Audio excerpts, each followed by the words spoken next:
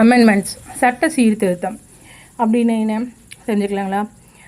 அதாவது இந்திய அரசியலமைப்பு பாடம் அப்படின்னு ஒரு பாடம் இருக்குல்ல, அந்த பாடத்தில் அடிக்கடிக்கு நம்ம கேள்விப்படுற மிகப்பெரிய ஒரு வார்த்தைகளில் சட்ட சீர்திருத்தம், சில சட்ட திருத்தம் அப்படிங்கிற வார்த்தை இங்கிலீஷில் அமெண்ட்மெண்ட்ஸ் சொல்லுவோம். அமெண்ட்மெண்ட்ஸ் அப்படின்னு என்னென்னா,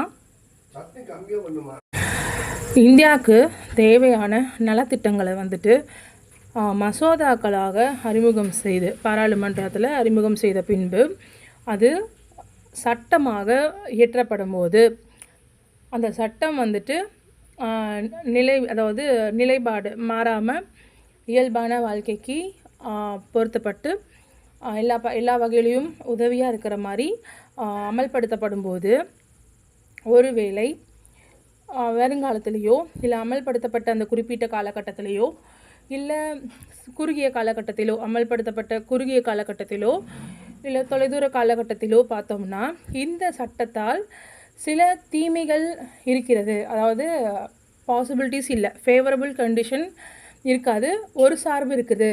அதாவது ஒரு தரப்பான மக்களுக்கு மட்டும் சார்பாக அமையிற மாதிரி இந்த சட்டம் இருக்குது. பொதுமக்களுக்கு பொதுவாக இந்த சட்டம் அமையலை அப்படிங்கிற மாதிரி திருப்தியின்மை, அதாவது அந்த சட்டம் இயற்றணும் இல்லையா, அந்த சட்டத்து மேலே ஒரு நம்பகத்தன்மை, அப்படி இல்லைன்னா திருப்தியின்மை, முழுமையாக ஏற்றுக்கொள்ள முடியாத மாதிரி ஒரு சூழ்நிலை பொதுமக்கள் தரப்பிலும் இல்லை பாராளுமன்றத்திலும் பார்த்தோம்னா நிலவுச்சு அப்படின்னா, இந்த சட்டத்தை வேறு வகையில் மாற்றி அமைத்தால் என்னவா, அதாவது சரிபட்டு வருமா, மக்களுக்கு ஒரு சார்பின்மை இல்லாமல் சமத்துவத்தை நிலைநாட்டும் வகையில் பொதுவாக அமையுமா அப்படிங்கிறத ஆராய்ஞ்சு அந்த சட்டத்தில் சில ஆல்டர்னேஷன் கொண்டு அதை மீண்டும் இம்ப்ளிமெண்ட் பண்ணுவாங்க. இதை அமெண்ட்மெண்ட்ஸ் அப்படின்னு சொல்லுவோம்.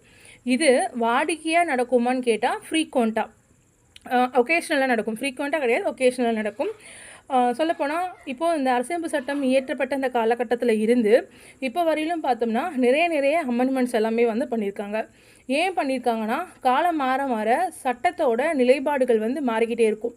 அதாவது பாலிசிஸ், பிரின்சிபல்ஸ், இதோட நிலைப்பாடுகள் மாறிக்கிட்டு இருக்கும்.